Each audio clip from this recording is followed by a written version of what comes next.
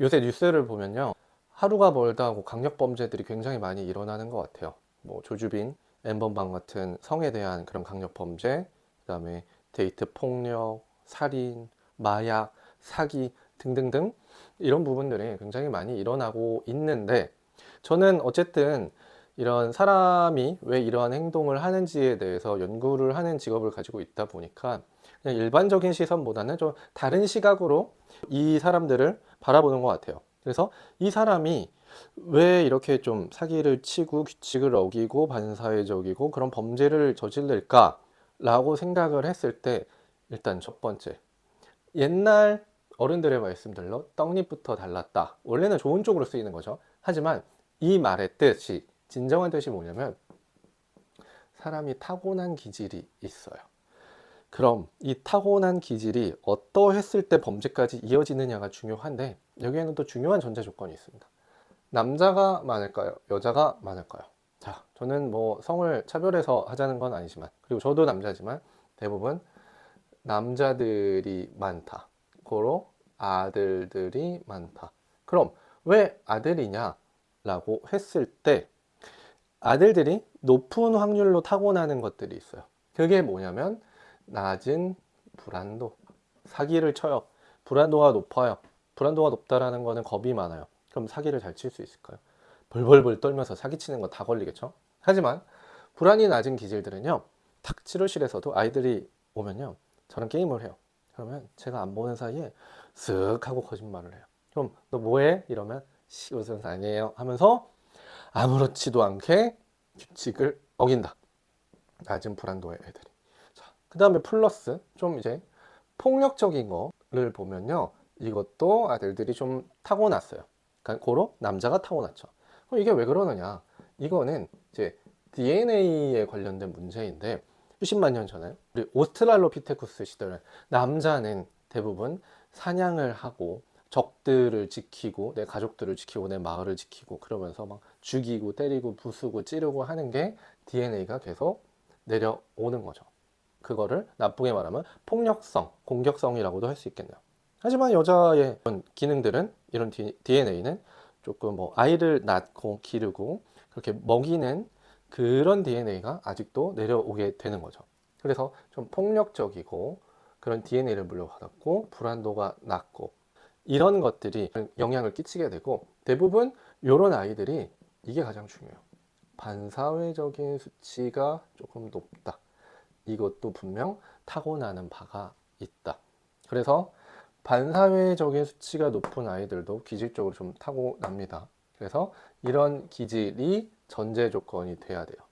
그랬을 때 이 아이들이 후천적인 환경을 만나서 이제 범죄자가 되느냐 마느냐가 이제 갈리게 되는데, 이런 후천적 환경은 누가 정해 줄까요? 선생님, 이모, 삼촌, 친구? 아니죠. 후천적 환경은 부모가 정해 줍니다. 자, 부모가 애를 낳았어요. 그런데 아들이에요. 보니까 불안도도 낮고 어느 정도의 공격성도 있고 반사회적인 수치가 높은 것 같아요. 이런 기질을 타고났는데, 부모가 첫 번째, 방임 방치했을 때 범죄자가 될 확률이 매우 높습니다. 한 가지 쉬운 예로, 아이가 편의점에서 물건을 훔쳤어요. 그래서 매일같이 하나씩 야금야금 훔쳐서 집에서 까먹고 있어요. 부모가 봐요. 그러면 야, 너 내가 그 정도 용돈 안 줬는데 너 뭐 이렇게 자주 사 먹니? 라고 의심을 하고 뭔가 들여다봐야 될 거 아니에요. 근데 방임방치 부모들은 애가 무슨 행동을 하는지, 바깥에서 뭐 훔치는지 누굴 때리는지 아무것도 모른다. 그리고 두 번째, 이 방임방치형의 부모가 어디까지 가냐면, 뭔가 잘못을 했잖아요. 그러면 따끔하게 혼을 내고, 정말 필요에 의해서 애가 너무나 큰 잘못을 하면은 뭐 처벌도 할 수 있다고 생각해요. 하지만 이런 것들을 하지 않고 그대로 두면 이 아이의 머릿속에는 아주 작은 씨앗 하나가 피어나는 거예요. 아, 내가 규칙을 어기고 범죄를 저질러도 안 걸리면 되는구나 하고 이 싹이 점점 자라나게 되는 거죠. 그러면 청소년기 때는 더 큰 것들을 훔치고 누군가를 괴롭히게 되는 거고, 그 다음에 이 사람이 성인이 돼서 이 싹이 이렇게 커지면 강력 범죄, 중범죄를 저지르게 되게 되는 거죠. 그래서 방임방치가 될 수 있고, 두 번째는요, 많은 분들이 예상했었겠지만 학대 가정에서 자랐을 때는요, 일이 굉장히 심각해집니다. 이 학대 가정에서 자라면요, 이 세 개 중에서 뭐 불안은 조금 더 높아질 수 있는데 반사회적인 수치가 어마무시하게 높아져요. 그래서 이 아이가 반사회적인 수치가 점점 높아지면요, 사회에 대한 불만과 불신이 가득하고, 더불어 사람, 되게 중요해요. 부모가 학대를 하니까 사람에 대한 불신, 불만, 증오, 믿지 못함, 이런 것들이 엄청나게 커져요.